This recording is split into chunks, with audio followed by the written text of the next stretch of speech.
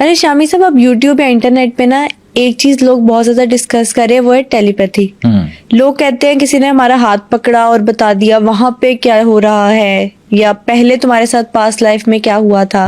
تو ٹیلیپیتھی کیا ہے؟ دیکھیے، ٹیلیپیتھی ایک انسان کی صلاحیت ہے جس میں سائیکل پاور میں یہ صلاحیت بھی آتی ہے کہ آپ اس میں اپنا پیغام دوسرے تک پہنچا سکیں، کمیونیکیشن کر سکیں، دوسرے کی مائنڈ ریڈنگ کر سکیں، اور اس کے ساتھ اپنے پیغام بھی پہنچ سکیں، اپنی تھاٹس. دیکھیں، یہ جو ہماری یونیورس ہے نا، یہ ایتھر کے ساتھ کنیکٹڈ ہے. ٹھیک ہے، آپ جو آپ نے کبھی غور کیا ہوگا کہ ہم نے یہ کہتے ہیں کہ آج میرا کوئی مخصوص چیز کھانے کو دل کر رہا ہے، کچھ دیر میں وہ چیز آپ کے سامنے آ جاتی ہے. بالکل ایسے. ٹھیک ہے، یا کسی شخص کو ملنا تھا تو کہتے ہیں میں تو آپ سے ملنا تھا، آپ کو بڑی لمبی عمر ہے، آپ کو یاد کر رہا تھا. وہ کیا وجہ ہے کہ یونیورس کے جو ہمارے جو خیالات تھاٹ چل رہی ہیں وہ ایتھر سسٹم کے ذریعے اس کے ساتھ کنیکشن ہے.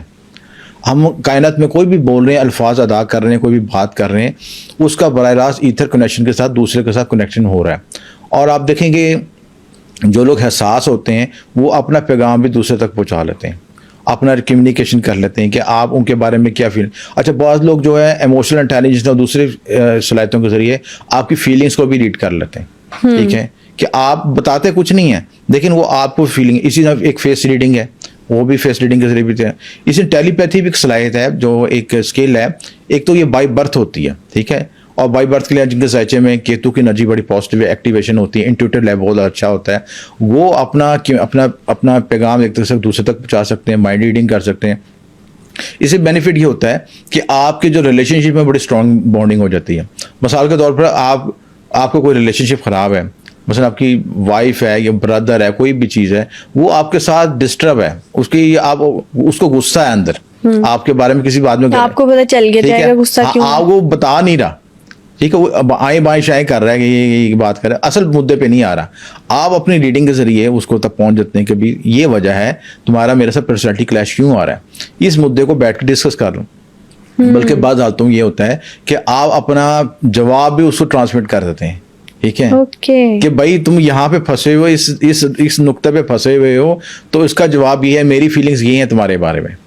تو یہ ہیومن باڈی کے اندر ہیومن انٹریکشن کے لیے ایک بڑی اچھی اسکل ہے. یہ بائی برتھ ہوتی ہے، ڈیولپ نہیں کی جا سکتی. دونوں چیزیں ہیں اس میں.